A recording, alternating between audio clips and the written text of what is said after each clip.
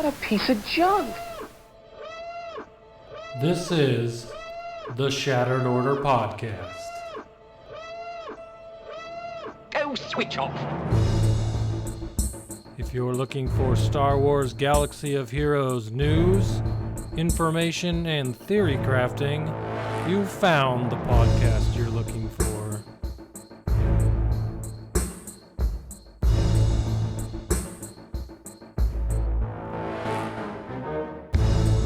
With your hosts, GoodNightPunk and WinKILLERinc.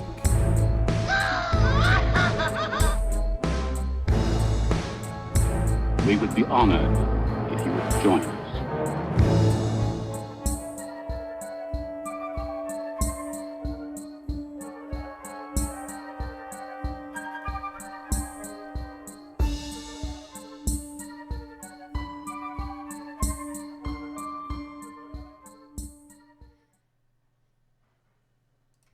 Hello, everybody, and welcome to the 189th episode of the Shattered Order Podcast. I'm your host, GoodNightPunk, and with me, as always, is my good friend Wink. Wink, what's going on, dude?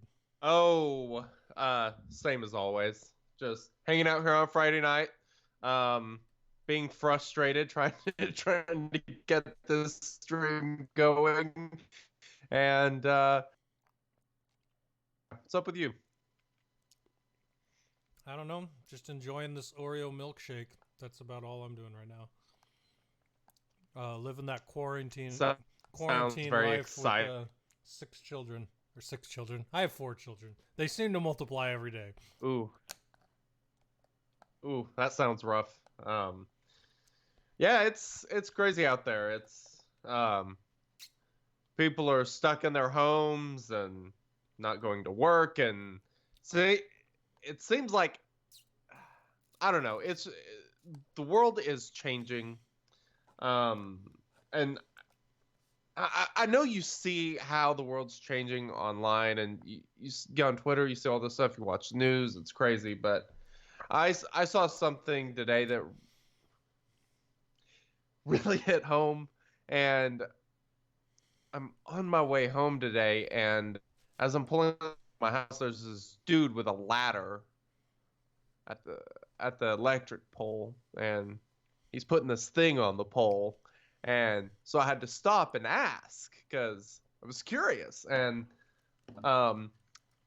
apparently within the next week or so, they're going to be setting up installs on internet. This What? guy is really excited. Within the next week, They said probably they'll start scheduling.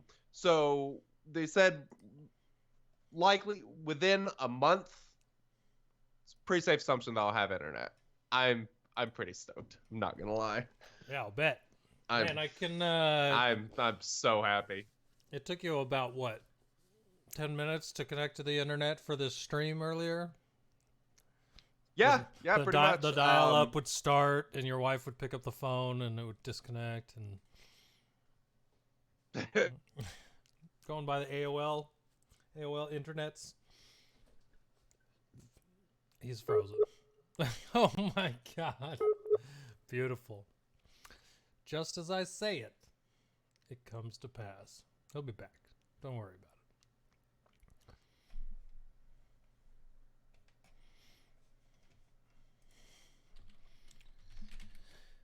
Yep. Yeah. This internet's working about as good as my connection to the game has been lately. Anybody else having problems with that? Everyone else get the try again screen constantly? Because I have. And it's been real annoying. Alright. I really don't want to do this again a second week in a row. All night. Please, Wink's internet, stop being garbage. And we've lost him. Alright, well, we'll just wait for him to call me back. How you guys doing? So we'll do this game again. You guys doing good? Enjoying your Friday? You all quarantined in your houses? Unfortunately for me, factories don't shut down, so I'm still working in a factory with 400 other people every week, and it's kind of weird that way.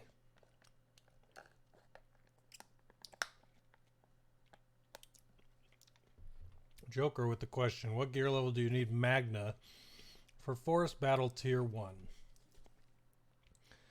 Seems like he can take a T-bow hit between 80 and 90,000 health power. So if you can reach that, you're probably in a good place. Hello? Hello, welcome back. Ah, there we go. Yes, there you go.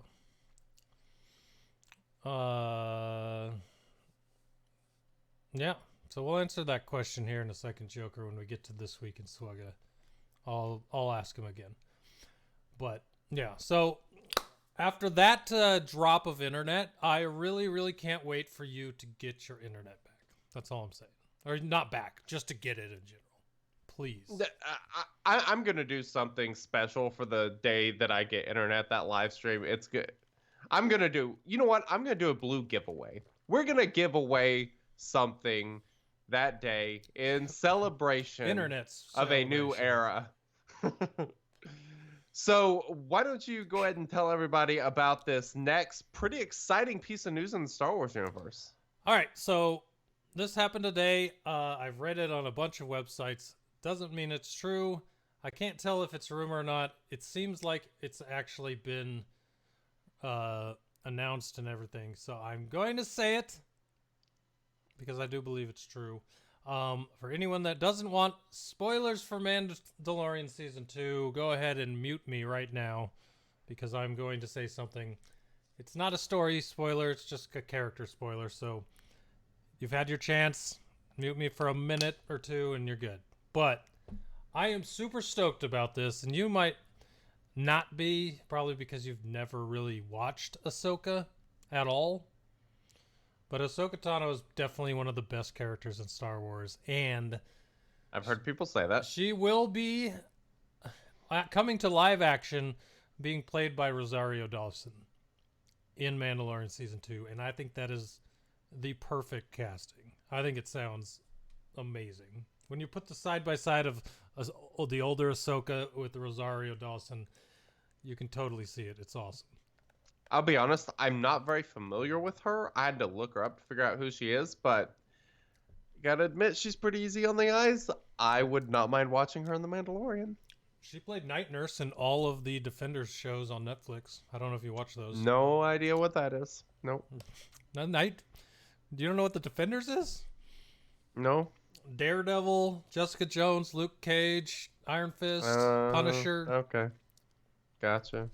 Yeah. Never seen any of them. Like, I saw the old garbage Daredevil movie. What, the Matt Damon movie? Ben Affleck. Oh, was it Ben Affleck? Yeah, Ben Affleck. That was... No, nobody talks about that one. That was bad. That one just kind of wiped off the face of the planet there. Yeah, so that tells you my knowledge in that universe. So yeah, we will see. I'm not familiar with her acting, and I'm also not that familiar in with Ahsoka, in the movies and such anyway, or the animated series or anything anyway. So we will actually see how that goes. No doubt. Hopefully, I don't have to be caught up on every single thing she's ever been in to watch Mandalorian Season 2, but I have a feeling if that's the case, I gotta watch all those shows before then. Yeah, I desperately need to get on that too, so we will see. We shall see. We will. I got one last question for you. Hey boys, it's your favorite time of the day. The time where we all pop our tops off and relax. What are you drinking over there, sir? Anything exciting? Nothing alcoholic. I'm out of alcohol. It's a travesty. So I've just got this Jack in the Box Oreo milkshake, and I'm destroying that currently. And then this giant glass of clear liquid. That is not vodka. I've got a bottle of clear liquid as well. That's pretty good stuff, I have to admit.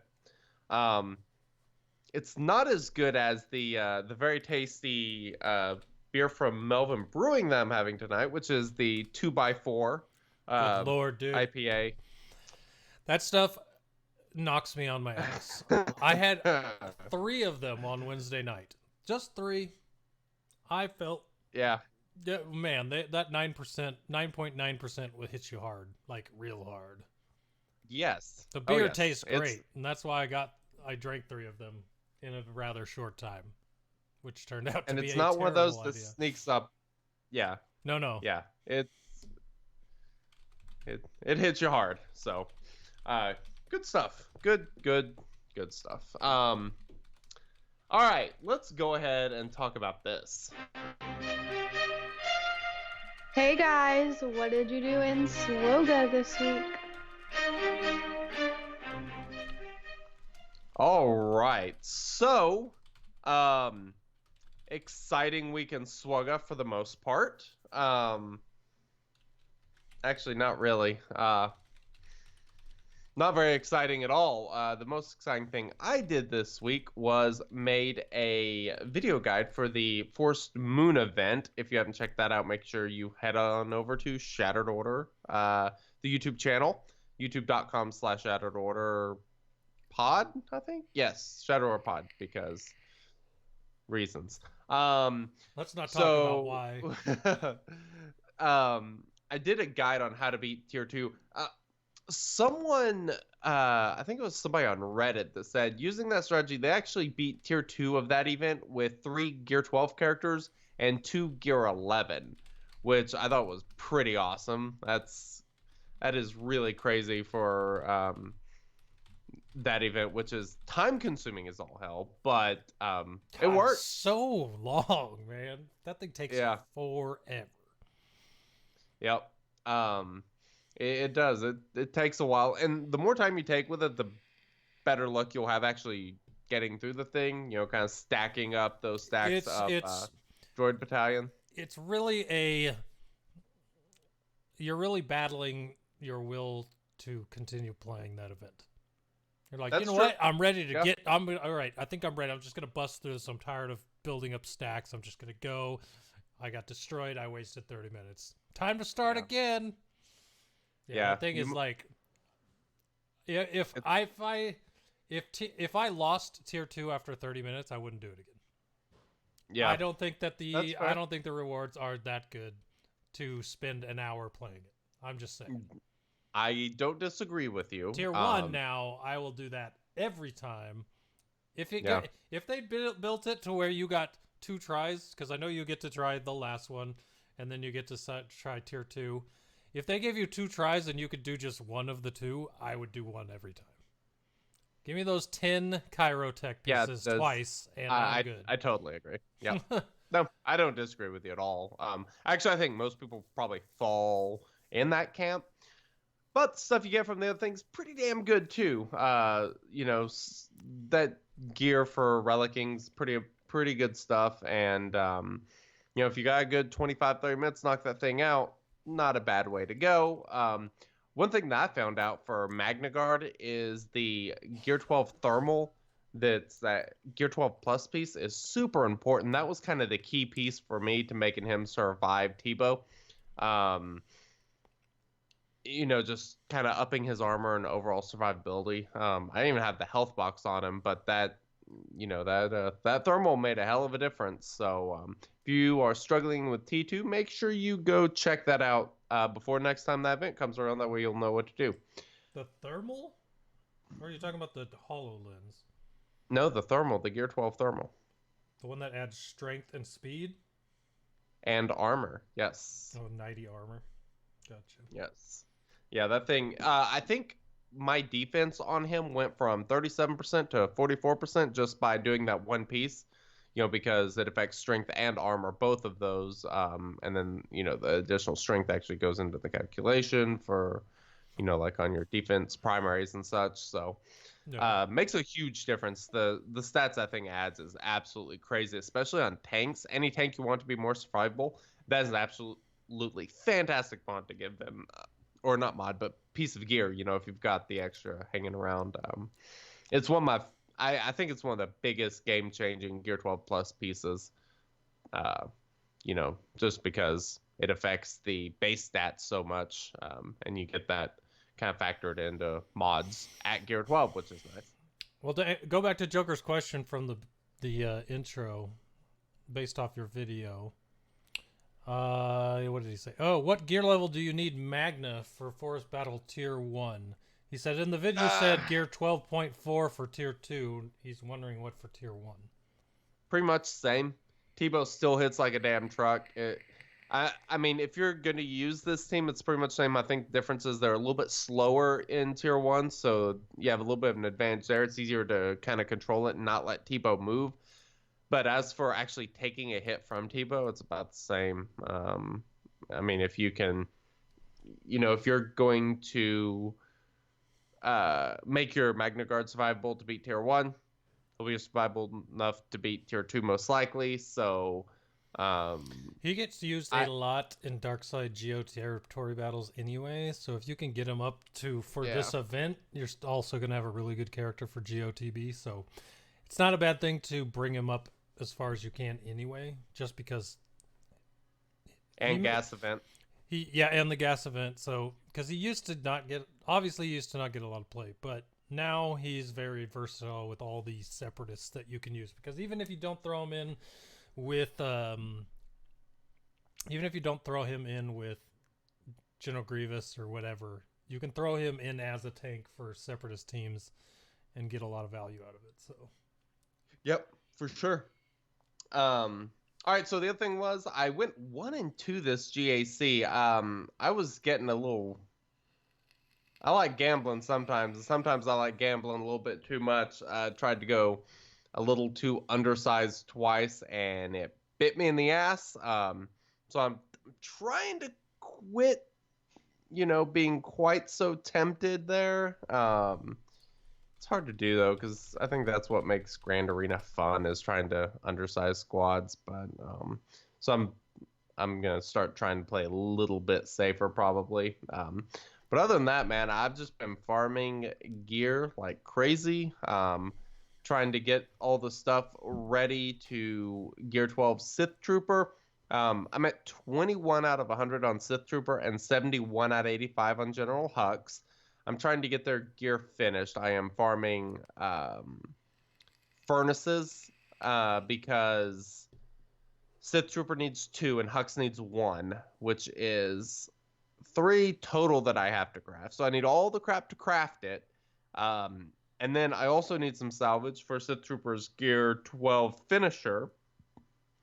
Then I also need his Gear 11 crap. So it's just a world of farming that I am in there. And then I'm also trying to save up enough of that stuff because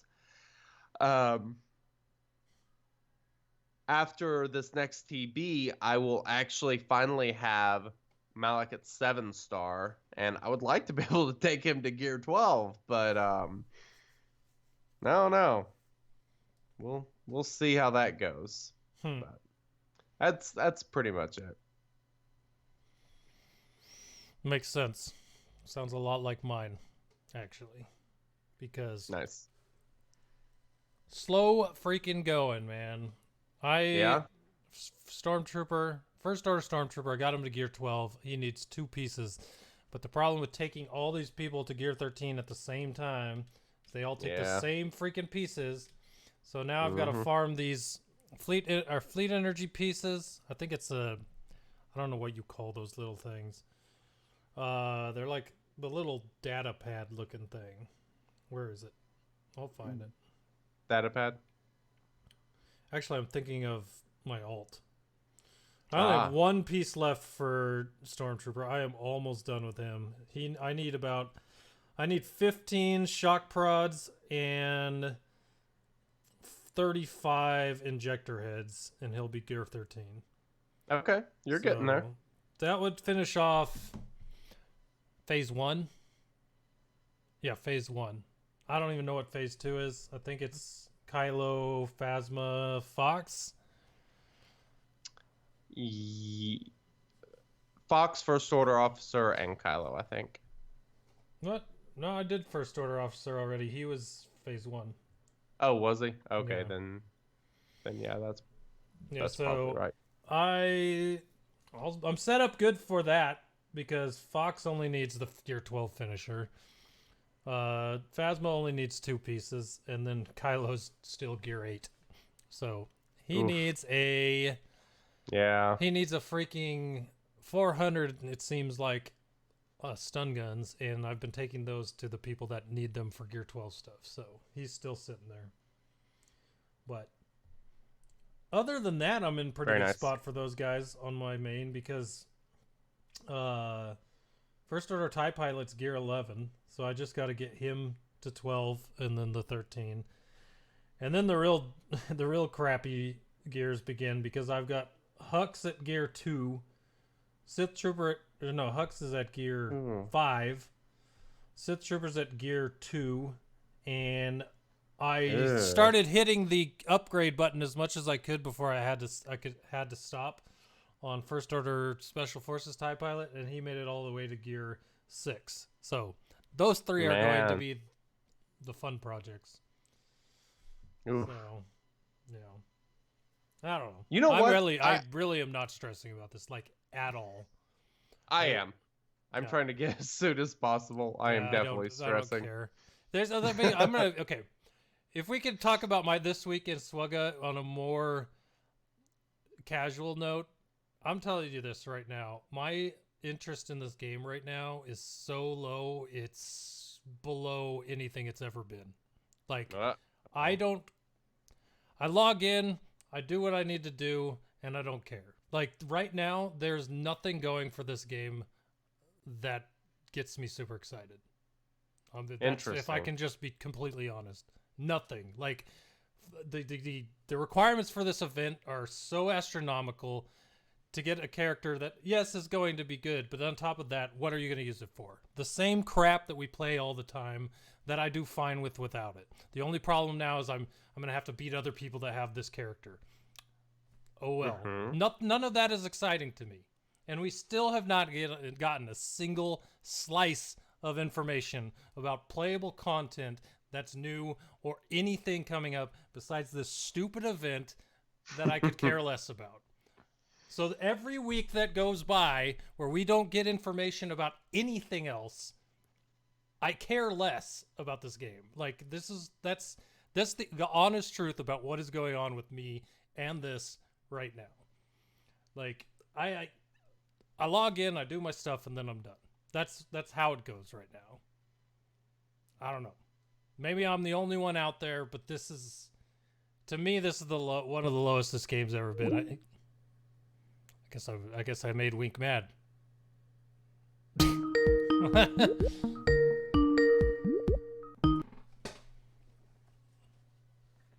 So, all right, welcome back. I'm here. No, but I don't know, man. It's just, I don't know. It's weird. You sound like a man who's very frustrated.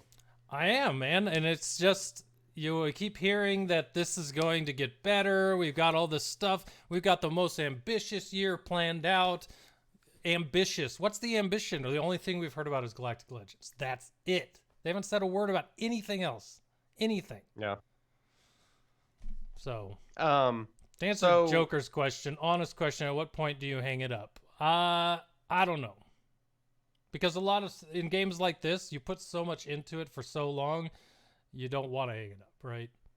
Not to mention, I love this podcast. I love hanging out with all of you guys. I love talking about the game still.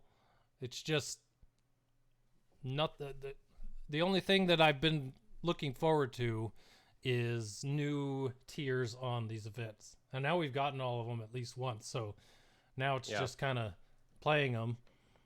Not figuring, well, some of them are still figuring, I'm still figuring it out with my roster at least, but I don't know. Yeah. So I mean, that's kind of an interesting question.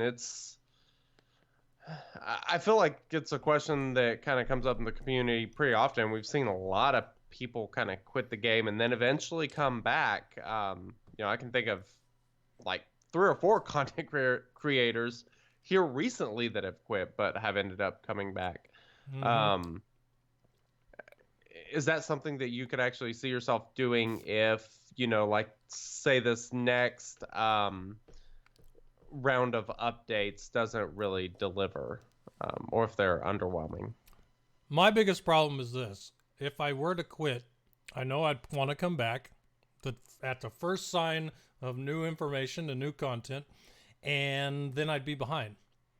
So I'm just slogging through what we got right now. That's true. Until we get what I want. That way I'm not behind. Doesn't Yeah. mean I have to like where we're at, but I'm still gonna play it. And yeah. And I'm not saying any of this to complain and say that I don't know. Maybe I am saying it to complain. People like what's going on. I personally do not. So I don't feel that all the content of this game should be put around characters. Like, sure, we want characters, but we also want to be able to play the characters. I do not have fun week after week when we're talking about what did you do in SWGOH this week, telling you that I geared a character. That's what we've been doing since the game came out. I mean, there's nothing new about that. It's just a progress report, basically. There's another thing that kind of factors in with them talking about new events, and if part of the new events that they're talking about are these events for these characters with this ridiculous gate in front of them, I mean, what are you doing? It's I mean, like relics. Relics were supposed to be this awesome thing, but 25% of people couldn't do it at all, or it wasn't even usable to them. Yeah, So, I still feel very strongly. I haven't changed. I don't have a on problem with but relics. I just felt like see that update was not Yeah. community friendly. It was friendly to the top end, and that's it. There But was then they nothing kind of playable swung in back it. the other way in December, though, and made things kind of nice for newer players, in a pretty significant way. Yeah, very true. All I ask is that they get that stupid button off my screen. Yeah. Why does it have to be there? It's literally there till you buy it and then it disappears. So what? It costs $200 now to get rid of it. Did they up the price on it? Well, I haven't seen new one, new pack, whatever they're calling it. Let's talk about that because I don't even know what the hell you're talking about. The Space Drive bundle, or it's the new version of the Hyperdrive bundle, basically. It's the one you get after the Hyperdrive. No, still no. No, they're not ringing any bells over here. No, okay. Well, people are saying light speed bundle. Yeah, I don't know anything about it, obviously, other than what I just said. But yeah, so light speed bundle, that's what it is. Thank you, Joker. All right, so did you go over your alt? I don't remember. No, my alt. I kind of went off on my own there for a second. 2 pieces from Gear 13 Resistance Trooper. So I've almost got Resistance Trooper to Gear 13. Here's the other part that really bugs me. How much closer my alt is than my main. Yeah. Because on my alt... Well, you have a pretty good alt, though. Yeah, I mean I finally passed... I mean, like, maybe 6 months ago, I passed my alt with GP. So... Oh, did you? I didn't know that. Yeah, it's flip-flop. So my main is better than my alt, but I literally have only... Besides the 2 new Resistance hero characters, I only have 2 more to get to Gear 13. Okay, so, that's pretty close. Now, the problem is that I've stopped farming signal data and started farming that ship. What's it called? Ebonhawk. Because I need to get the 5-star unlock for the ship. So I'm working on Ebon Hawk. Don't have any signal data anymore, which means all these Gear 13 characters are sitting at Gear 13. So eventually I'll have to farm the crap out of signal data to get those guys to the right relic levels to start the event. But my ult is in so much better shape than my main. And here's the funny part for everyone out there with me just complaining about not having anything to do. I still play 2 accounts. So there is that. If it really got bad, you'll know it's bad when I come on here this week in SWGOH. What did you do? I stopped playing on my alt account. Yeah. You would know then. Yeah. So. I don't know how you do it. Still playing 2 accounts. Still rocking through that. I just like the freedom of, I don't want to do this on my main. I don't care about my alt as much, so I'm going to do it on my alt. And I have a lot of fun characters on my alt because of that. So there you go. Cool. But yeah, that's what I'm doing. So all I need is gear. Poe and Rose Tico are 1 piece away from gear 12. Both of them need that freaking black basketball, which also Resistance Pilot needs to get to gear 13. That's the last piece I need. So I need a lot of those. Yeah, so that's pretty much where I'm at there. They are humming along, singing their song. But very exciting. Yeah, not too bad. Not too shabby. By the way, I'm so tired of getting Galactic Bounties 1. The only characters I need are Galactic Bounties 2. Please start that event more often. I need Star Drop currency. I'm totally okay with it. Right. But if we could just did Galactic Bounties twice a month so I can finish off Visa's Mar on my main, because I'm not farming her hard node because of everything else. Nice. Nice. Cool. Because that's a character, like... Yeah. Visa's Mar is a character that I've always wanted to gear up and have just because of the utility she has. But I've never... I don't have her 7-star on my main, and B, I don't know when I would do it. You know what I mean?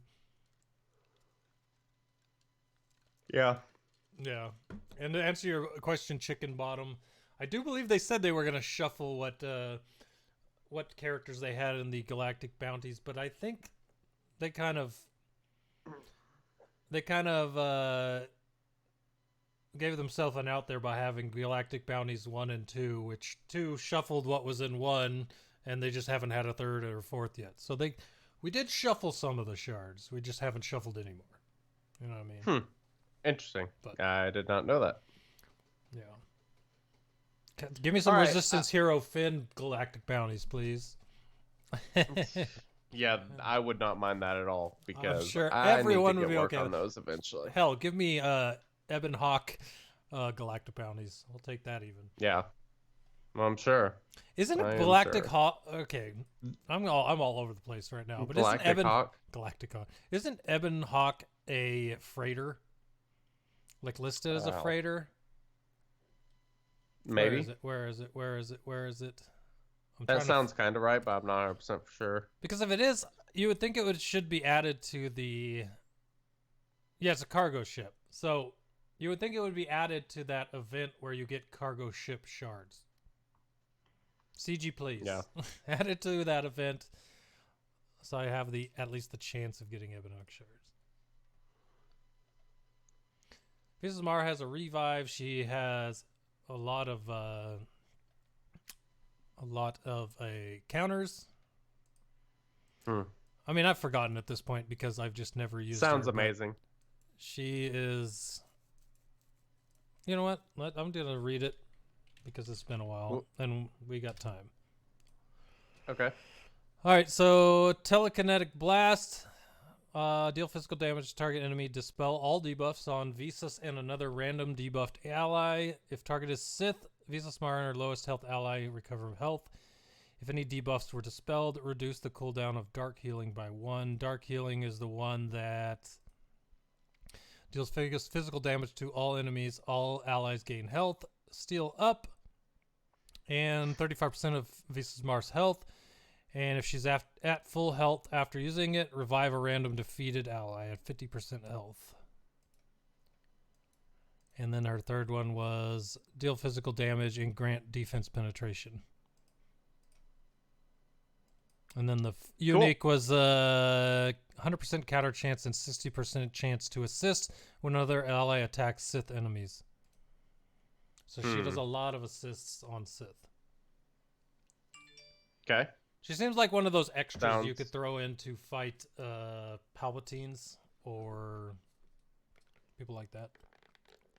Oh, yeah. I don't know that I'd throw her in against Revan and Malik, but Palpatine lead, I would definitely do. Interesting. Well, why don't you tell everyone about our friends from Blue Designs? All right. Well, I want to say this first and foremost. Thank you to Blue Designs for sponsoring this podcast. They've been sponsoring us for well over 2 years now. So we've got some awesome microphones and headphones that we've gotten from them over the years that help this podcast to sound its best. So if you like what you're hearing, that's because of Blue Designs. They make microphones, headphones, boom arms, wiring, everything you can think of, anything you would need to start your own YouTube, podcast, or even just computer gaming.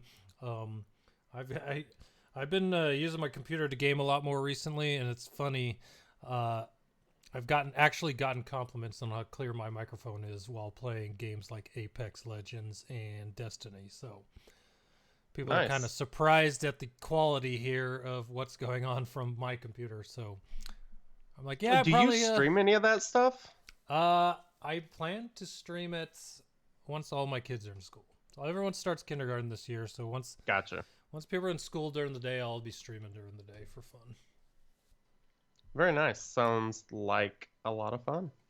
Everyone tells me that might be a bad idea because I rage while I play Apex. So if you want to see me yell at the screen, come watch me play Apex. Nice. Oh, there's nothing wrong with raging every now and then, right?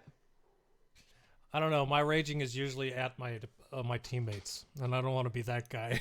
Oh. Okay. Why are you still looting while we're all dying? I'm not familiar with the game, so that doesn't mean a ton to me, but yeah. Yeah. Come watch my streams. You'll see. Okay. May have to do that sometime. I may have to do that. We'll just get you to download the game, and you can roll in with me, and you can be the guy I yell at. Sure. Yeah. You like shooter games? I'm. Yeah.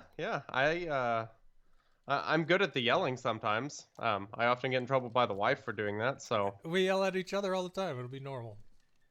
That's 100% true.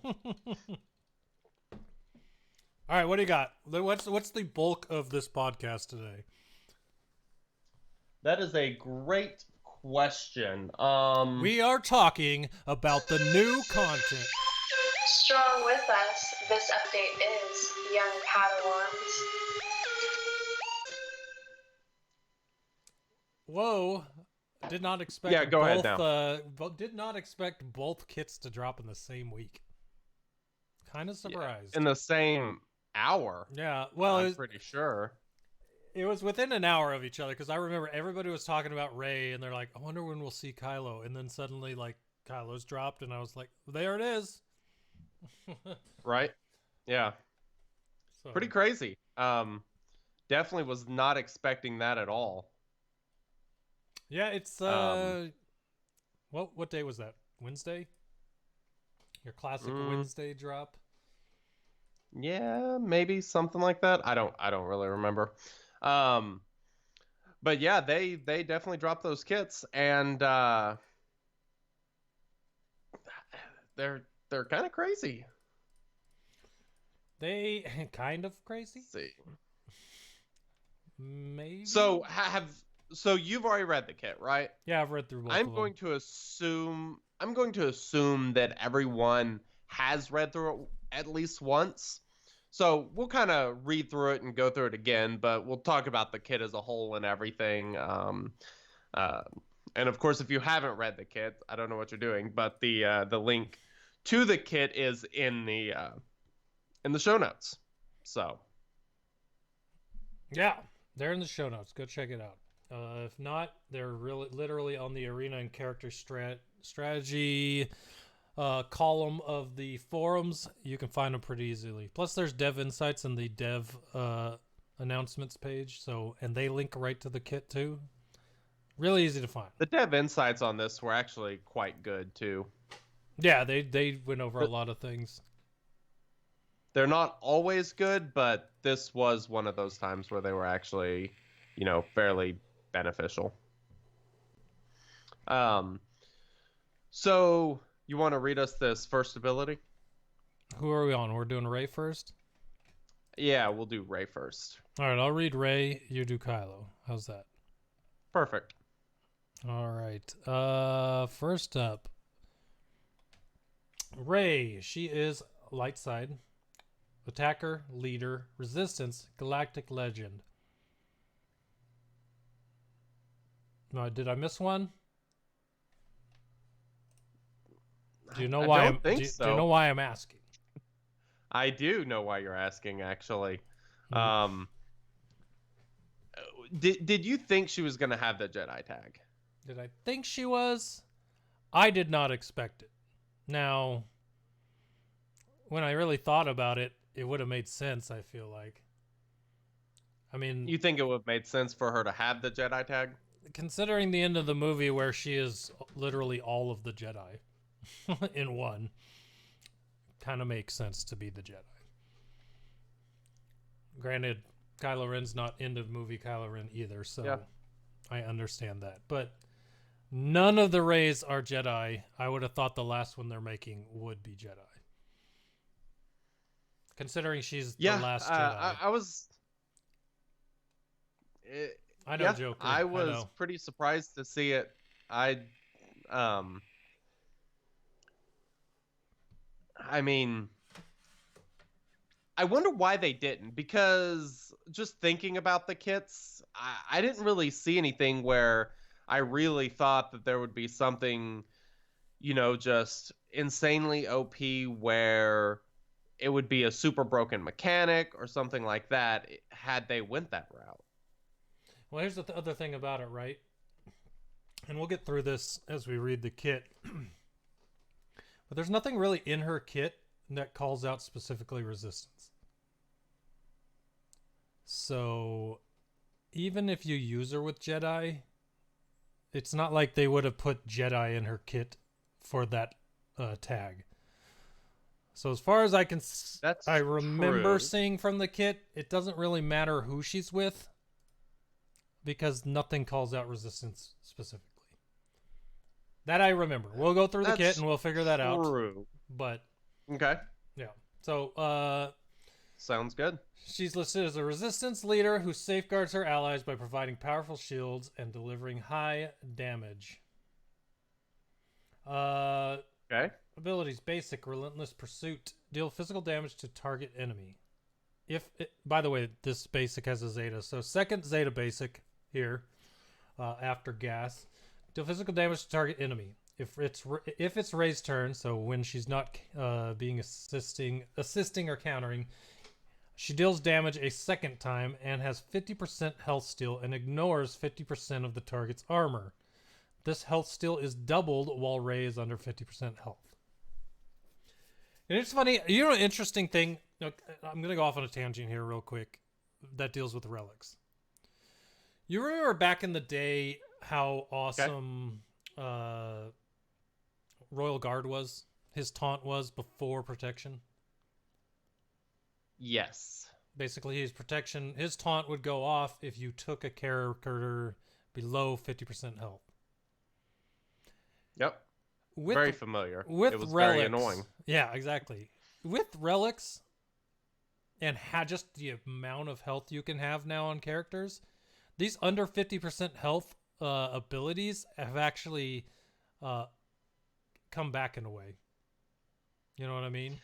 They have to some degree, for sure. Because if you've got 180,000, not 180, that's a high get. Let's say 120,000 health. I mean, one hit takes you under 50%, whereas one hit used to kill you. So now you can pop off that under 50% health ability because of all the health you have. So I think it's really I mean, this ability will really do well for Rey when she's relicked. Those health numbers against anything higher than her current gear level when you're trying to keep her or use this ability to health still under 50% health isn't really going to work out very well. But as far as relics go, to my point about 50% health abilities coming back, I'm pretty sure that's why this is on her now and it'll work. You know what I mean? Is the next tune GFP is going to relic Royal Guard? Royal Guard would have to get past gear 8 for me to start moving him to a relic area. But Yeah, relic Royal Guard under idea. a relict Palpatine at this point might actually be decent. Yeah, maybe. I doubt there's very many relic Royal Guards out there that aren't on whale or Kraken rosters. Yeah, yeah, not great, that guy. No. But all right, so what's next ability? Next ability is called Lifeblood. Cooldown of 0. Ooh. Final text with a Zeta. Rey loses 25% health and target light side ally gains bonus protection equal to the amount lost. So, high health, lots of bonus protection. Also goes to go. Also, I know I'm kind of jumping everywhere on this. We'll get through it, I promise. But let me read it and then I'll go on to my thought. All other light side allies gain half of that amount. If Rey is at full health when she uses this ability, all light side allies gain crit hit immunity for 2 turns. 2-turn crit hit immunity. Target other ally gains Lifeblood until they are defeated or until Lifeblood is granted to a different ally, which can't be copied, dispelled, or prevented. Rey can't be defeated by this ability. Rey can't use this ability if she is at or below 25% health at the start of her turn. Makes sense. You try to pull 25% health when you have 23. That can't happen. So, and what is Lifeblood? Damage received decreased by 30% and damage dealt increased by 30%. So Lifeblood is pretty dang good. Yes, that's almost like a mini offense up type thing. I feel like you're going to want to mod her, and this is just initial reactions that I had when I was reading this kit before, but you're going to want kind of like a Padme team, all those health mods that you love so much on this Rey, because oh yes, like I said, I've got the mods for this team. I was gonna say with the basic, health steal is double while Rey is under 50% health. Well, if she's got a giant health pool, getting to that 50% health also doesn't put her in a one-shot range, depending on the character. Mm-hmm.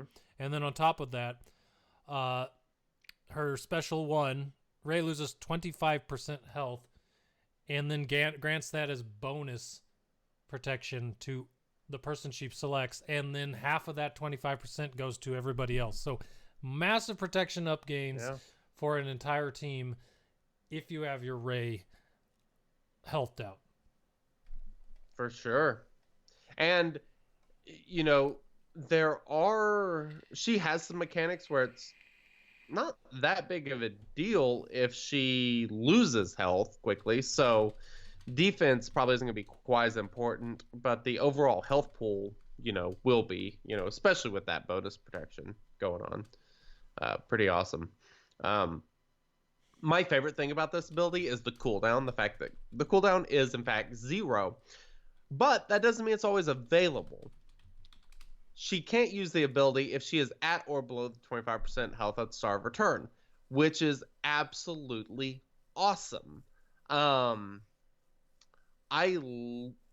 love this because it kind of takes away speed as being a factor on your special ability cooldowns. Because as of now, speed's basically the only thing that dictates cooldown I knew reduction. what you were trying to say. It's just not coming out. There are obviously other mechanics in the game that can affect that, but speed's the only thing that actually changes it. For her, it's health. health is the thing that determines the cooldown of her special abilities. So it's either available or it's not. It's pretty simple. It's straightforward. I like it a lot. There's no... I presume cooldown increase isn't going to do anything because you can't increase it from 0. So it makes her immune to, Darth Nihilus and Death Trooper or whatever, as far as that goes, which is pretty neat. There's a lot of potential here for some other cool abilities in the future. So I like this a lot. Yeah, I agree. It's interesting that it's a heal you can use every turn, basically, as far as protection goes. A big heal too. I have a feeling she's gonna have a very large health pool, when she's relicked. Now, this version of Rey, we might have kind of skipped over this, is not a tank. She's actually an attacker. So. Interesting. Special 2, Sudden Whirlwind, cooldown 0. Deal 3 times massive damage to target enemy. Then deal physical damage to all enemies. Enemies defeated by this ability can't be revived. This attack cannot be countered or evaded. This is Annihilate, basically. Like, easy Annihilate. Might as well be. 99,999 damage 3 times, and then that person cannot be revived. And you're still doing damage to everybody else.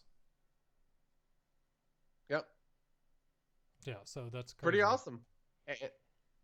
And this is, again, ability with no cooldown. It is dependent upon a few things here. So that's light side ally dropping below 60% health. Yep. This ability cannot be used unless a light side ally drop below 60% health since its last use.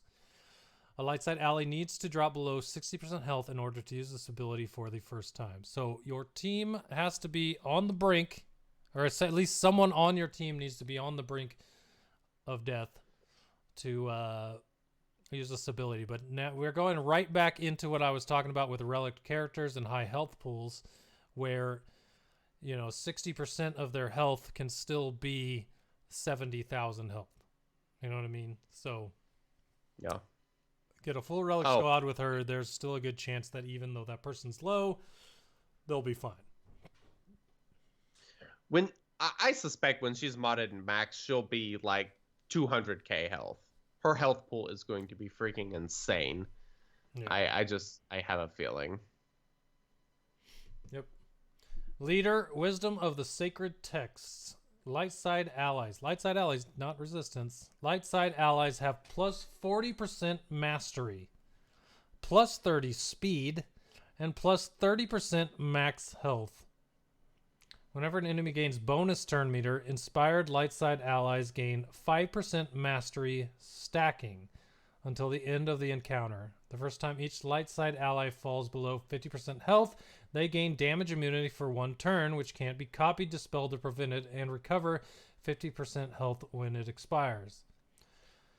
So it kind of reminds me a little bit of Savior from JKAR. Not as...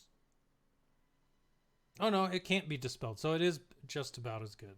Basically, if they go below 50% health, they instantly get damage immunity, which can't be dispelled or prevented or copied. And it's damage immunity for a turn. So during that entire turn that they have damage immunity, you'll have Rey doing stuff like she's probably going to be... I think they said that she's going to be pretty fast. Both of these Galactic Legend characters are going to be pretty fast. Their stats are going to be really good. So, on top of that, Rey's probably going to get a turn during that. And, ally drops below 50% health. So you'll have a character with damage immunity. You'll have her coming back to do her massive damage and preventing revives, because in order for that to happen, they would also drop below the 60% chance to allow her to do that ability. Mm-hmm. And then you could also do Lifeblood, and let them heal back up, and then of course when they go, Well, Lifeblood would be you know, perfect because you're adding bonus protection, and then when that immunity falls off, all their health comes back. So now they've got a good chunk of their protection back and their health, all their health back. So it's almost as if they weren't on the brink anyway. Going to be pretty cool. This will be fun as hell, and the fact that it's light side, you know, opens it up to a lot of potential. I mean, you can kind of stick anyone in with her, and it'll be pretty ridiculous. Yeah, and you kind of see the one spot in her kit where certain characters are for sure going to be good with her, and that's the Inspired. Whenever an enemy gains bonus turn meter, Inspired light side allies gain 5% mastery stacking until the end of the encounter. So they've already got 40% mastery. Now they're getting 5% every time someone gains bonus turn meter on the other team, which, as we know, happens a lot for characters. Yeah. On a lot of different teams. So, yeah, that's pretty huge. And I mean, even that, and that the only part of Inspired from the leader is for the mastery stacking. So if you're going to use her with not resistance, you're only losing out on the mastery stacking, and that leader ability is still really good for light side allies. Yeah, I mean, plus 40% mastery. I think they had General Kenobi as a, you know, suggested ally or whatever. So I want to go look at his stats real quick. So his mastery gives him armor, health steal, and protection. So here, go ahead and read this next ability. I'm gonna do like some quick math real quick because I'm curious. All right, unique one, Manifest Inspiration. At the start of her turn, Rey becomes inspired. If she is already inspired, she instead inspires the healthiest light side ally who isn't. So Chewie and Han, those inspiring tunes, not Chewie and Han, sorry, Resistance Hero Poe, Resistance Hero Finn, even without them in the team, other people can become inspired because of this ability. Inspired light side allies dispel all debuffs on themselves when they use a basic ability during their turn. Light side allies with inspired or damage immunity can't have their turn meter reduced.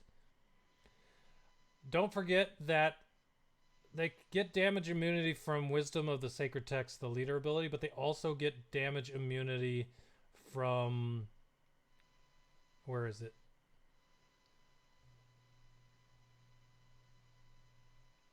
Where am I thinking of? From the leader ability when they fall below 50% health?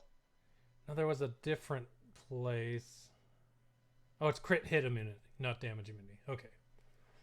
I was thinking of the Lifeblood where it granted crit hit immunity to all light side allies.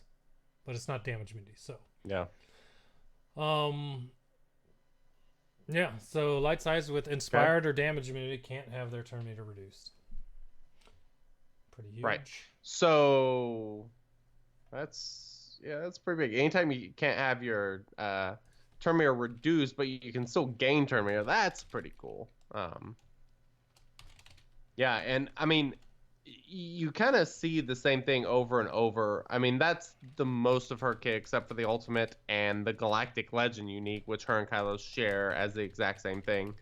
Her entire kit is basically around protecting her allies, healing them. She's going to be a juggernaut in the light side territory battle. Obviously, we knew that. But the other thing is Grand Arena on offense, because there's so much... health recovery and damage and I mean, this is going to be a team you're probably going to be better on offense than on defense, but dude, could be very offense, annoying on defense. Defense, it won't even matter. Whoever has them and who doesn't, they're going to win true. to lose. Yeah. There'll be those with and without. Unless we see like massive Yep, that counters is that true. don't involve another Galactic Legend, everyone that gets them is going to set them on defense if the other team doesn't have a Galactic Legend. That's my Oh opinion. my God, yes, If absolutely. I saw my opponent didn't have a Galactic Yeah. Legend, instantly on defense. As long as we don't see, this is going to be the funny part, and which is why I'm totally okay with slow rolling these characters. As long as we don't see a Ewoks counter Galactic Legends video day one, then yeah, that's going to happen. So Yes. Yeah. Yep. That's fair. unique All right. 2. So what about that Galactic Legend unique? Galactic Legend? Now this is the name of a unique that, and I think it's the exact same unique between Kylo and Rey, right? Right. I think it's, yeah. So this is a unique that goes to all Galactic Legends, at least the 2 we have so far. This unit takes reduced damage from % health damage effects and massive damage effects. They just take massive damage from destroy effects, excludes raid bosses, and are immune to stun effects.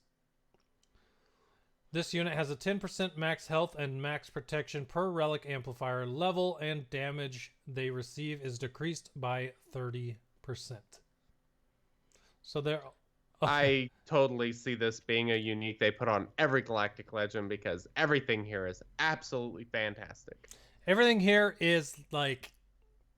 It's like the add-on you would see put onto a raid character. Like, yeah, pretty much. Yeah, that's a good way of putting it. Because I mean, destroy at effects maxed like out, she's gonna have 70% max health, and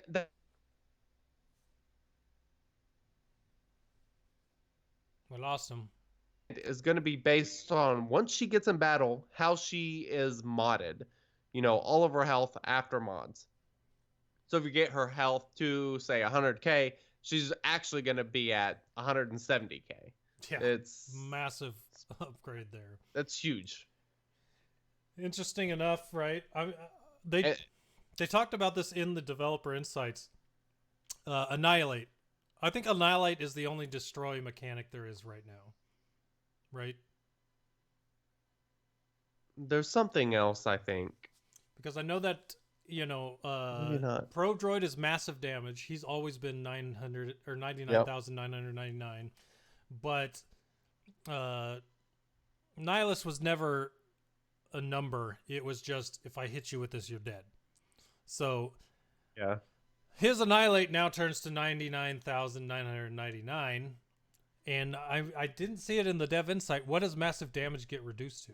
Because it was 99,999, but now these Galactic Legends are taking reduced damage from that. So what would that reduce it to, I wonder? That is worded the same as Kylo's, for example. So, like with Kylo, I think it's like 25 or 125 or something damage. That's what a Daughter and Exposed does. It's basically nothing at all. It's like tickling it's them. so minuscule that yes, it basically makes it completely ineffective.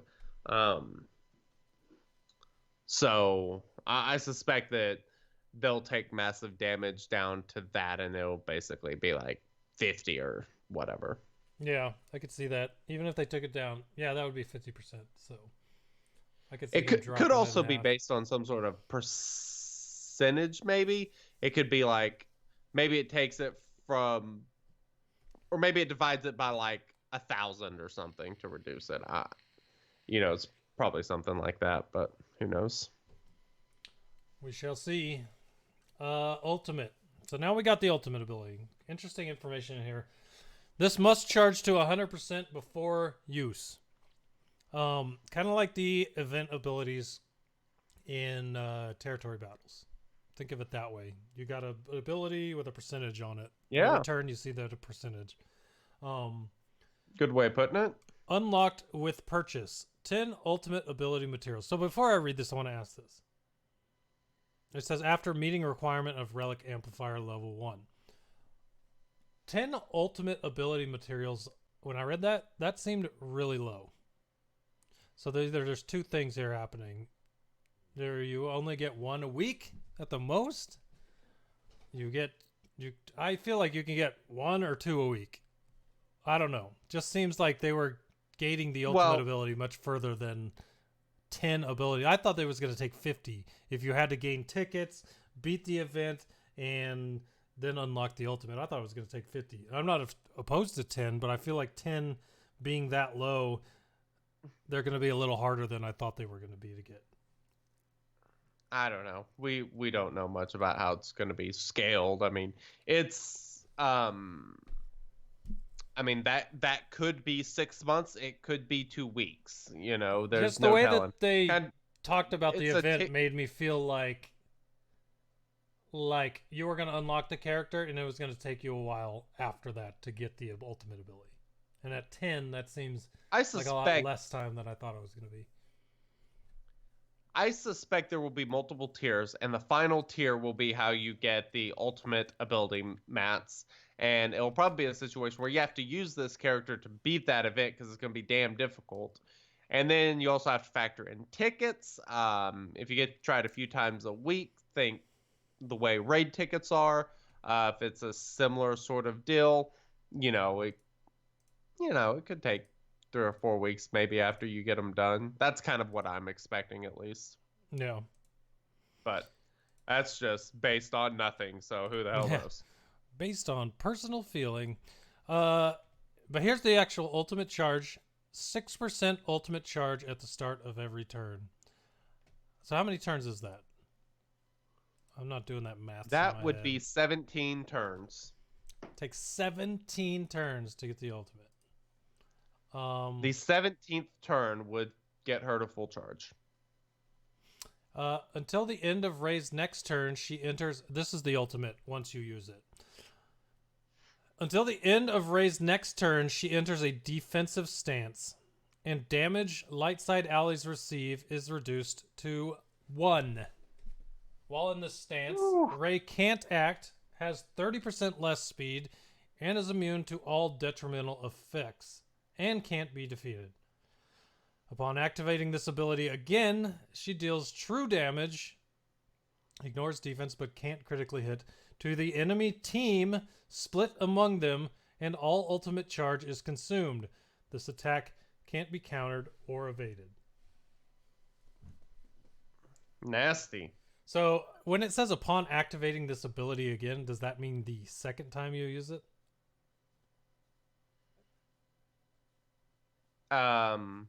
No, it would be first time. So why would you wouldn't be activating it again? Oh, wait. Oh, hold on.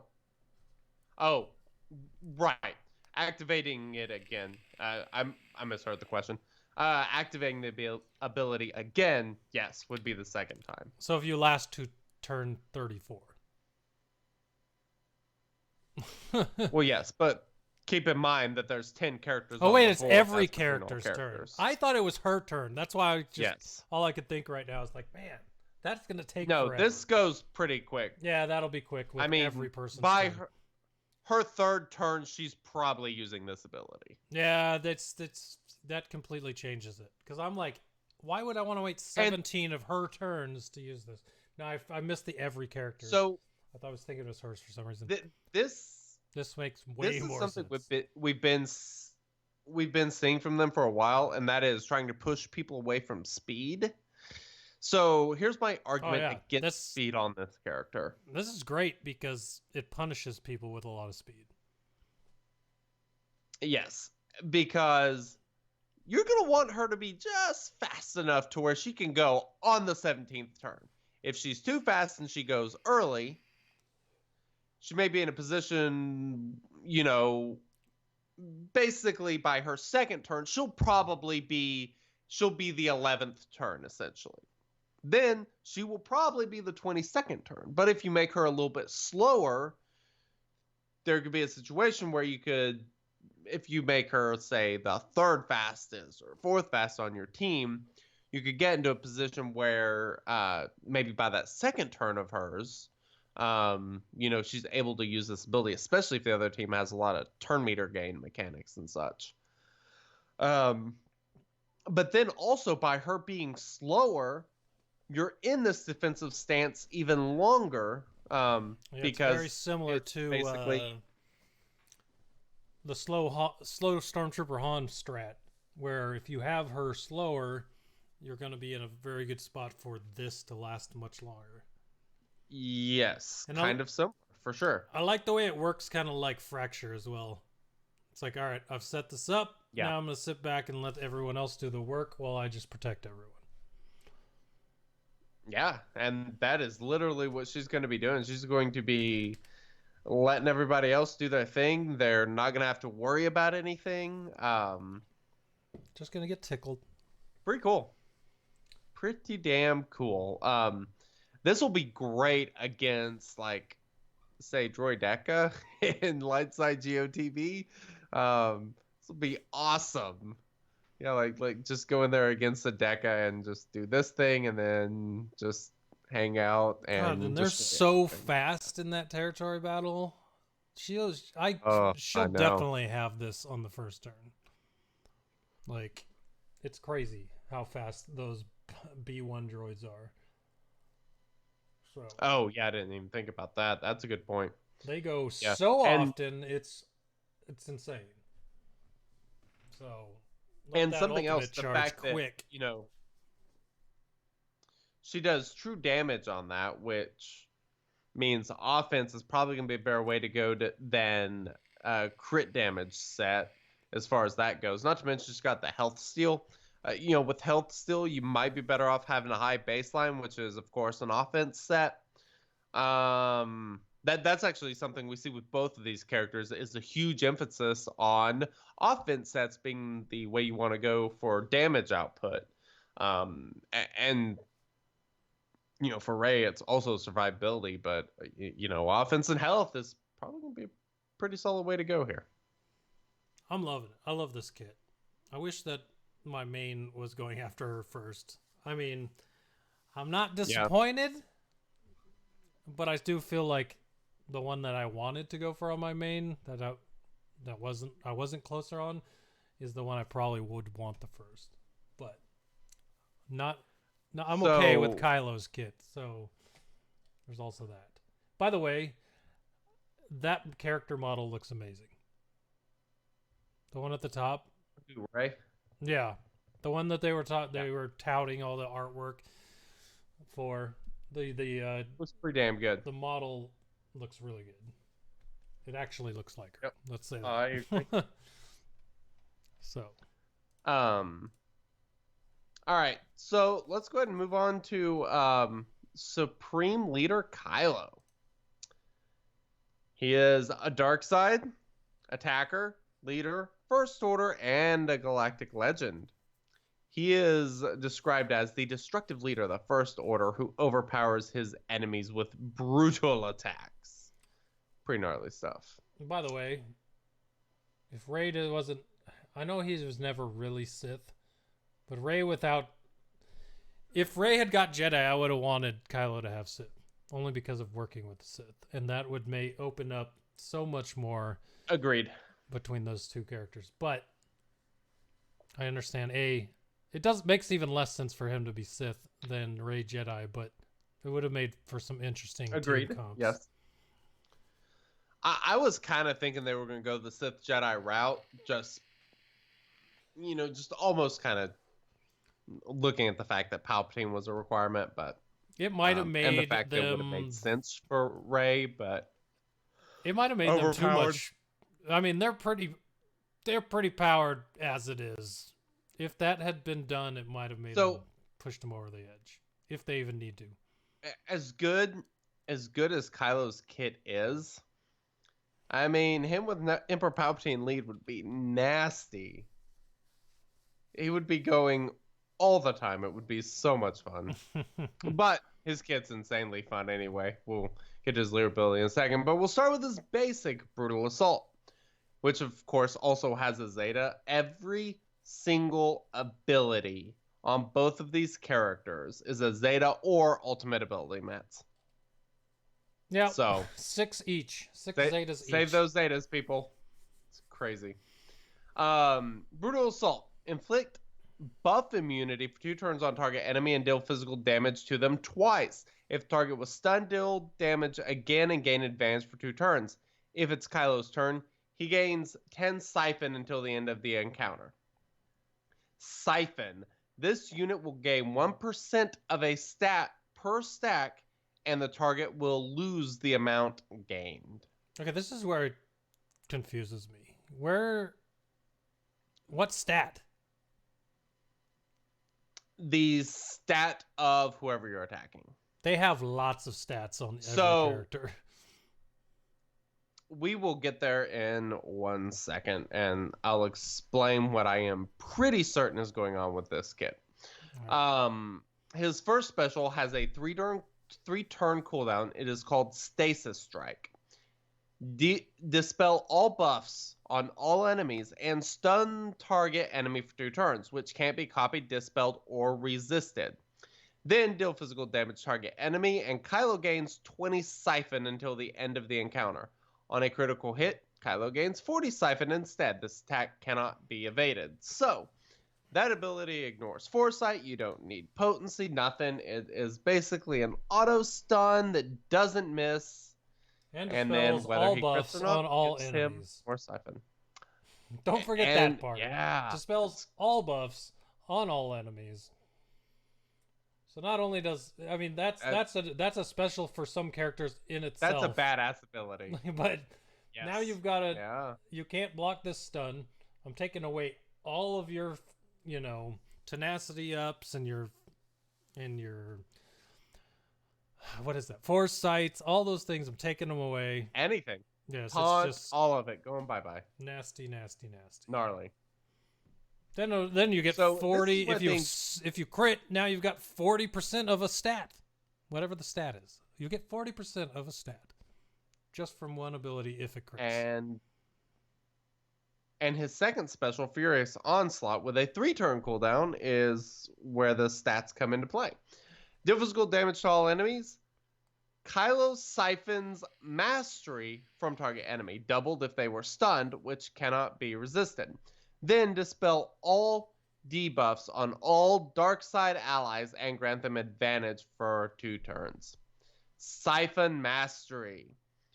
Gain a % of Mastery equal to this unit's siphon until the end of the encounter, and the target loses that much mastery. Stacking excludes raid bosses and Galactic Legends. Okay, so let me try to break this down. So your basic and your special give you stacks of siphon, and until you use Furious Onslaught, when you use it, however many stacks of siphon you have on it, you get that percentage of that character you attack's mastery. You take it from them and you get it.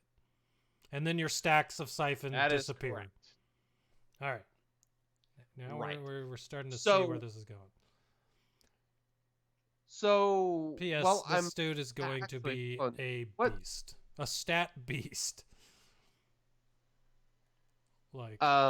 So he is an attacker. We don't know what type of attacker he is, so we don't know what his mastery stats will be, but he will have all the mastery stats. I'm saying he's gonna have them all, depending on the attack. Siphon.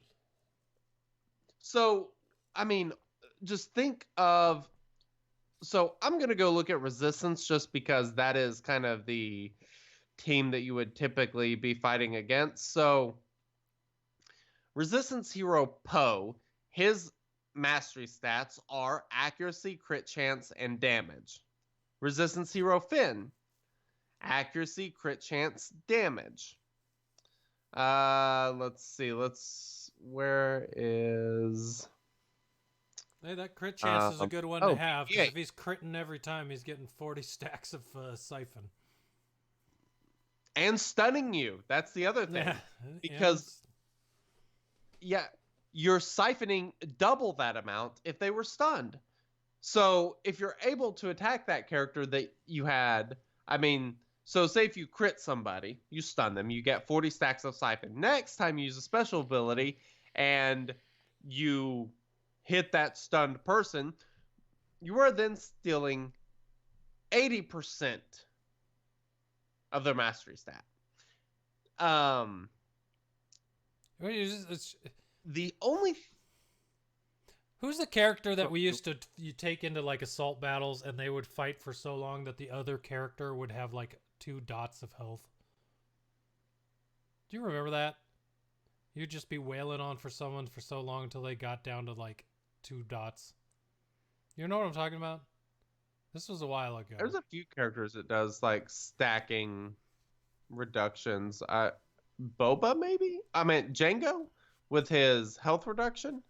That might be it. I just know that this is what this feels like to me, is that Kylo is just going to siphon off of everyone until they are easily one shot. Because if you keep stealing these... And keep in mind that these mastery stats can go in the negative. This is something they talked about previously. So, if a character has gained, say, 20% crit avoidance, they could go negative and then have negative 20 crit avoidance, which is actually like your entire team having 20% crit chance. Right, or against tanks who have health as a mastery stat. Like I was saying, where you whittle in there and ticking that down. It's just there's so many different types of mastery stats that you can just disable completely the character. It's ridiculous. Here's the craziest thing, though. Maybe not the craziest, but think about this. Throw that word around with these guys. Accuracy. Accuracy is a mastery stat. Oh God. If you start going negative on accuracy, you're like, oh God, I only have one hard hitter left, and they keep missing. Exactly. You remember how annoying the old Dooku and old Ben leads were? Oh God, here it goes. the dodge might be back because so many characters have accuracy, and I'll be honest, I've kind of wondered what the hell is the point of accuracy in a mastery stat. And this really takes advantage of that as being unbelievably annoying. The one big question I do have, though, about these mastery stats is, and this, I'm assuming this is how it will work, but I'm not 100% for sure. When you go in and you mod a character, you're modding a character based on their base stats. Those base stats are based on the stats that they've gained up to that point and their agility, strength, tactics, and mastery. So if you're reducing the base stat of the character, I assume that will affect the mod. So if you start going negative on like health, having a health mod is going to exponentially decline in its usability and how good it is as that starts going that direction, I'm assuming. I see what you're saying, for sure. So I'm very curious to see exactly how this works because I've seen a lot of people talking about how Rey's kit is so much better than Kylo's. I think people are highly underestimating the siphon mastery and all the effects that going negative on mastery stats can have. Because I feel like they're both really good kits and they're both really good for completely different reasons. Because I feel like I feel like Rey, while she will be hard to kill, she's definitely the attacker of the two, while Kylo is just going to build himself into a unbeatable wall. Kylo is the new Darth Nihilus. Yeah. He will nuke you eventually. Yeah, exactly. You better find a way to get him at the beginning of the match, or the longer you leave him alive, the less likely you are to have any type of chance. Yes, 100%. So his leader ability is Supreme Leader. Zeta, of course. Dark side allies have plus 40% mastery and plus 50% critical damage. Whenever a dark side ally loses advantage without scoring a critical hit, so that could be like a dispel or even just cycling through turns without spending it, They gain advantage for 1 turn at the end of the turn. Whenever a dark side ally gains advantage, if they didn't already have it, they gain a bonus based on their roll. Tanks taunt for 2 turns. Attackers gain crit damage up for 2 turns. Support and healers gain 20% turn meter.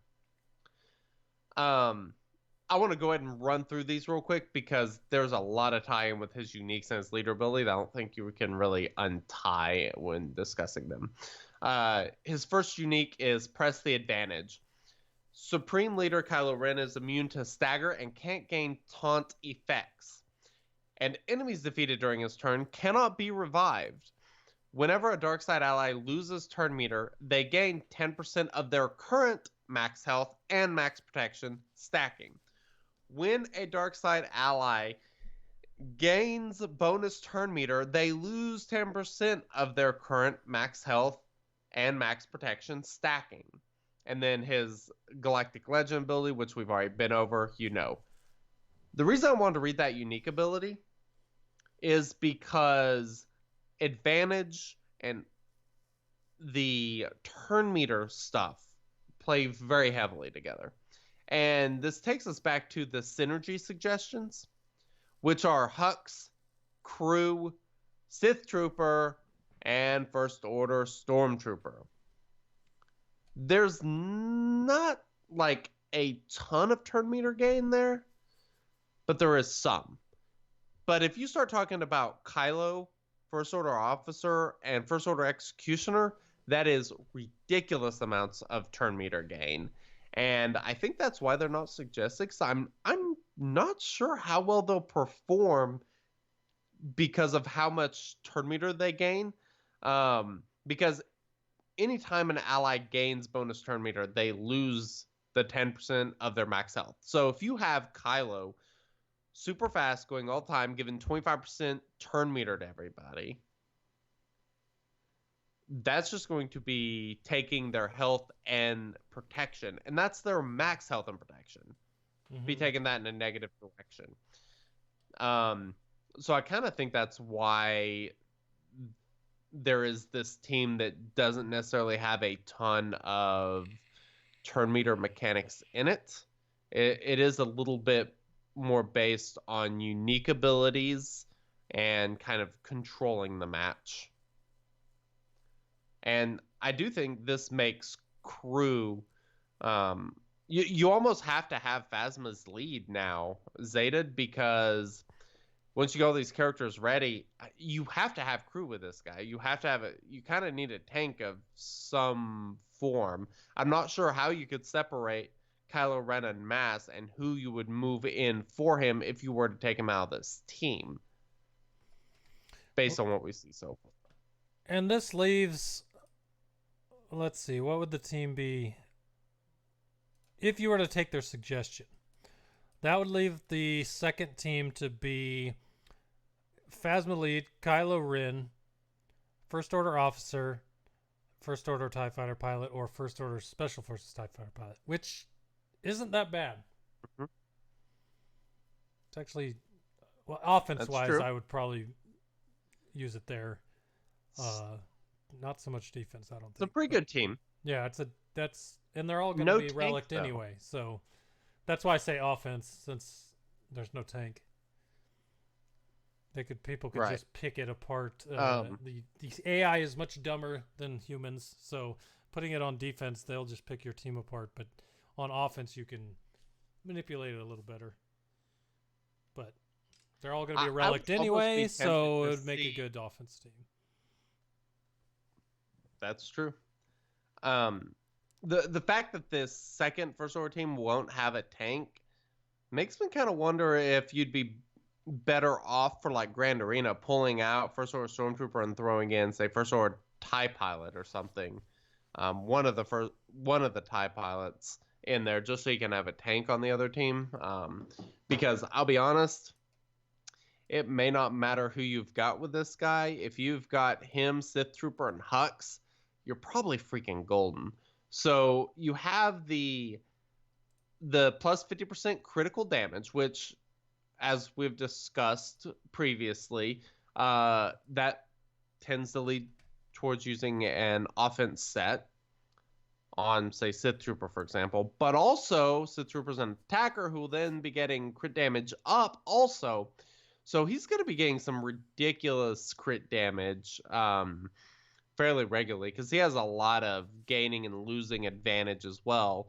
You can kind of see how that Hux and First Order Stormtroopers kits kind of tie in with Supreme Leader Kylo, and they're kind of a lot of synergy there. I think those last two spots you'll need one of the tanks, and then you could probably play around with that last slot quite a bit. I was just looking through First Order TIE Fighter Pilots kit.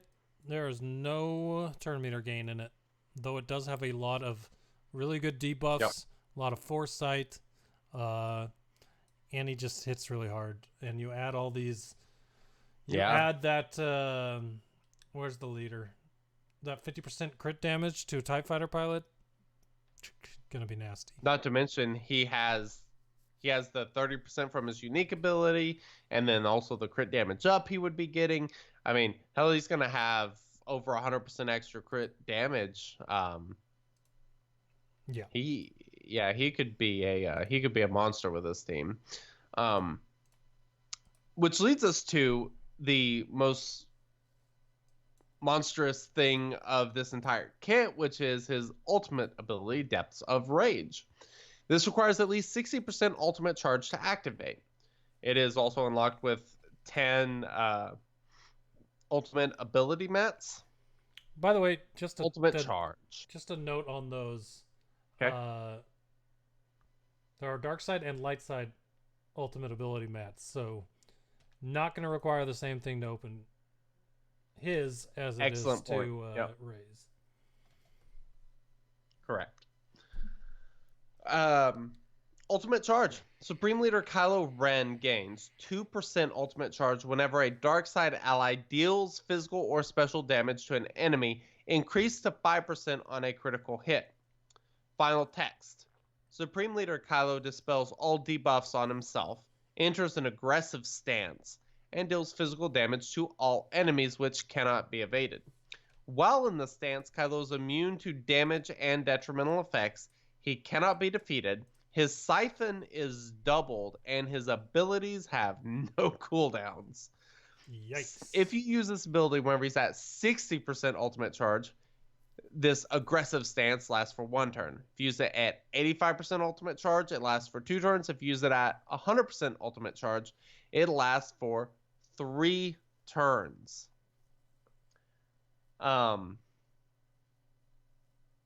This is pretty nasty. The siphon being doubled. So God, if you could if you were sitting at a massive, like an 80 stack of siphon, but before you hit your ultimate, double that to 160. Now you drop your what do you call it? Cooldown on Furious Onslaught down to 0, so you can use it immediately with that 160% stat steal. Oof. Yeah. You're messing people up. Real bad. Yeah, that's cool. And the other thing I like about this is the way that it reduces. It's based on dealing damage to enemies. 2% whenever you just deal damage at all, but increase 5% on a critical hit. So this is also whenever you deal damage to an enemy. So an AoE, like what Sith Trooper has, if he does an AoE with advantage, and every single hit crits, that's 25% ultimate charge that Kylo gets. And then I suspect that is why they have Crew and First Order Stormtrooper in here, because First Order Stormtrooper has 65% chance of a counter, and he can, whenever he does an ability, he can call someone else in. Or maybe it's 65% chance of calling someone in. I can't remember. It's something like that. But then Crew has a 100% counter chance. So, these characters doing those abilities are going to be pretty useful. And then, of course, you have Hux, who has an AoE. there's a lot of stuff going on, and You know, it's funny as anytime you can get this Kylo to use his basic, he will get to gain Siphon, which is good. So the AoE, getting called in, all that sort of stuff's really good. This whole kit just kind of weaves together wonderfully. I love it. Yeah, it's super fun. I mean, that ability is just... the ultimate's cool. I think the coolest thing about his whole kit is that Siphon. The Siphon stacking, using the Siphon, seeing what it does. I feel as though he's going to be really good even if it takes you a long time to get that ultimate. To unlock the ultimate. Like, that whole kit is just... super fun. I was going to say... For sure. I love the first comment on this here as well. Compared to Rey, meh. It's like... instant reactions. You know what's funny is that is literally there forever, Ultra. So when people are using him, and we see how good he is... That's your first post there on that is going to be there forever. I was looking when I was reading the ultimate ability. I decided to go back and look at First Order TIE Pilot because I was just curious about because I had forgotten about advantage doing the crits that would give you ultimate charge. First Order TIE Pilot's mastery is crit chance, crit damage, and damage. So he's already, with all those relics on him, gonna have a massive crit chance anyway. So even if he's trying to attack without his without advantage, probably every turn with First Order TIE Pilot is going to be a crit. So just another reason and I like it. Place where you could see him sliding in to pull a tank for another team. Here's something else that's kind of odd. His leader ability directly uses his unique ability to damage his own allies. So supports and healers, they'll gain 20% turn meter whenever they gain advantage, but they will also lose 10% max health and max protection for doing so. So let's see, like, I'm just so curious to see how this ties. TIE Fighter Pilot is an attacker, so that still works out well for him. Executioner is an attacker. Crew is a tank. Sith Trooper, attacker. Hux, support. So Hux is the only one on the suggestions that's going to affect and hurt. Okay, interesting. Yeah.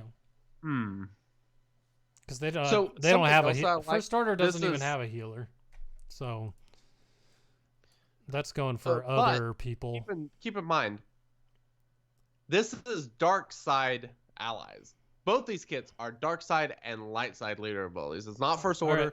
Right. Any dark side ally that you throw on this team, real is quick, getting this. Trivia time. There are 2 dark side healers. Name them. Daka and Talia. Good job. Yeah, those are the only 2, and I don't see you using them in this team ever. So I don't think you have to worry about healers gaining 20% turn meter. So one character I do find that might be interesting was Supreme Leader Kylo. When you're talking about having 40% mastery, which, as we know, increases health and protection. Ever heard of Malik? Oh, God. That could be nasty. I mean, what are his mastery stats like? I know his stuff gets pretty crazy when he hits gear 13, because I fought them, and I've looked at mine, and mine is rather pathetic comparatively. Because, yeah, he has armor, health, steal, and protection as his mastery stats. That could be interesting, because... Joker's like, correction, there's a 3rd Tusken Shaman, and I said, I forgot Tuskens identify as dark side. Ah. Yeah. Oh, would that make what is the Jawa healer? Oh, wouldn't he be one too? Jawa Engineer? Well, I guess he is dark side. No, Jawa Engineer's light side, bro. Remember? That's I was totally on board with that That's again. the joke I'm making. Dude, I was with you. I'm like, Oh, yeah, I that does swear. make. Oh, he's light side. F you. That was like the best Reddit post ever. Still my best drunk Reddit post ever. Yeah. I was so mad that night when I was drunk. Absolutely amazing. I can't find my Jawas anywhere. Where Oh, are they? Lord. Too funny. All right. All right. So, to wrap up, what do you think about these Galactic Legends as a whole? As a whole, they look fun, and I can't wait to get them in 3 years. No, it won't be that long. It's gonna be a while. It might be that long for me to have both of them, but as far as it'll be a long time before I get Ray. Kylo, that won't take as long. Now, Ray, that's gonna be a while. But that's the other problem I have is you can hear us both beaming talking about these kits because they sound super fun. The problem for me is that just to be able to get them both, even after I get Kylo, which is not going to be short term, 2 to 3 months probably at the least for me. Even if I want Ray after that you can pretty much count on my whole year being Galactic Legends, almost, right? Unless they introduced new game modes that give you a lot of signal data and those fleet pieces that are so annoying to farm, better spots for Kyro and finishers. Those are the big hang up right now for me. It's not those and stun guns and stun cuffs as always, but barring the stun guns and stun cuffs, all the in-game stuff is what is making this take forever. So if they can alleviate that just a little, they don't want to be so bad. But we'll see what happens. I've got my fingers crossed that they'll be announcing some kind of new, not Galactic War, but Horde type thing that they've been talking about. That's a daily thing that may not reward a ton, but since it's daily, if you're doing it daily, that adds to the economy of those pieces. And then of course a new raid that they've talked about being in the first quarter, but we've heard nothing about. Then that too hopefully would help with some of the stuff. So I guess we'll see what happens. Yep. But right now Fingers I'm all in on crossed, Kylo. man. And Fingers then crossed. I have a feeling I'll go all in on Kylo, spend a little time gearing some characters that I neglected getting Kylo, and then go on to Rey. We'll see. But by then, they might announce freaking Luke and Vader or something. You never know. Yeah. And my guess is that's who the next ones will be. I mean, we will see them at some point. It's just a matter of time. Just a matter of time. Yep. Alrighty All then. right, dude. Why don't you tell everyone about our stuff? Well, Our stuff and things. we would love it if you'd go subscribe on YouTube. Like I said, I got that video for that Forced Moon event. Go check that out. And we're going to be trying to do a better job putting videos up there a little bit more often, especially shorter stuff like that. It's surprisingly easy. Like, I can just ramble about something like that pretty easily. I'm going to try to do that a little bit more often. So make sure you go sub there. Leave us a review on iTunes. We would love it if you'd leave us a review. Helps show get more noticed. Whenever new players start looking around for some SWGOH podcasts. Twitter.com/shatteredorder. Patreon.com/shatteredorder. Thank you to all of our patrons. I think we got a bunch of stickers sent out this past week. I've seen the pictures. If you want a chance to get one of those.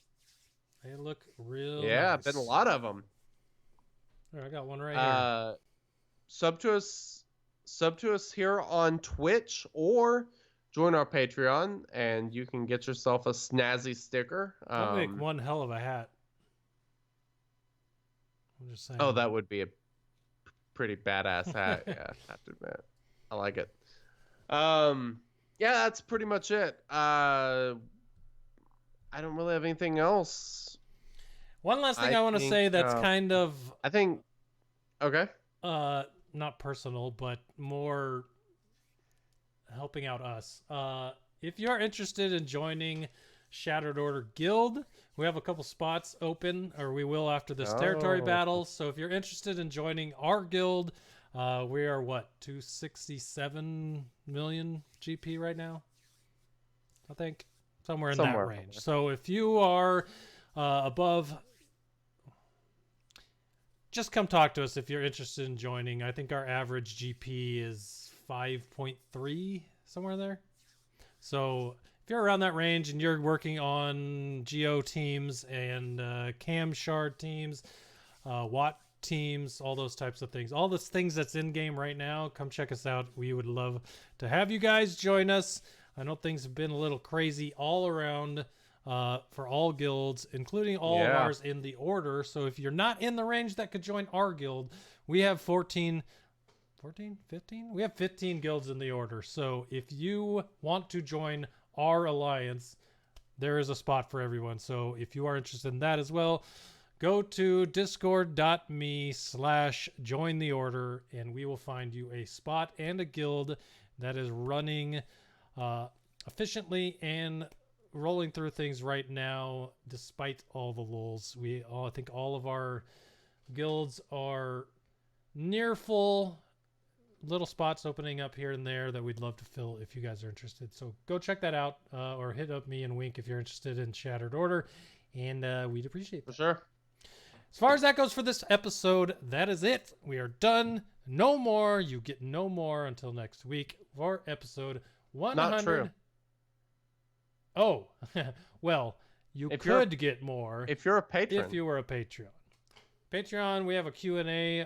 We asked our Patreons questions and answers, so we're going to answer those for them after this podcast.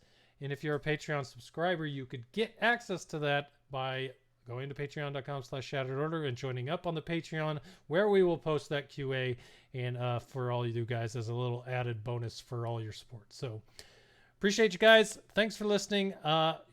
We will catch you next week. Later. All right, Wink. I have not ended the stream. Ooh. I'm going to try to send us on a raid. Is anyone ready for a raid? Anyone want a raid? Let's see if I don't know what that means, but yes. It means we're taking all of our people watching and we're going to send them to another SWGOH streamer. And okay. Just let's let raid them somebody in on what's going on. So let's go find SWGOH and see who's online. I like it. All right. We got a couple people. I just checked my GA match. Man, this poor guy's having a rough time. I set EP, Darth Nihilus, Basilishan Fallen, Shore Trooper, and Malik on a team. It took him 3 attempts, and all he's killed is Emperor Palpatine. Ouch. All right, everybody. I am going to send us off to Rev Jinx, who's now streaming what looks like Grand Arena. So go check it out. Say hello to him. Stay if you'd like. But I want to send everyone over there and let them know we're supporting all of these SWGOH players. So until next week, we'll catch you all later.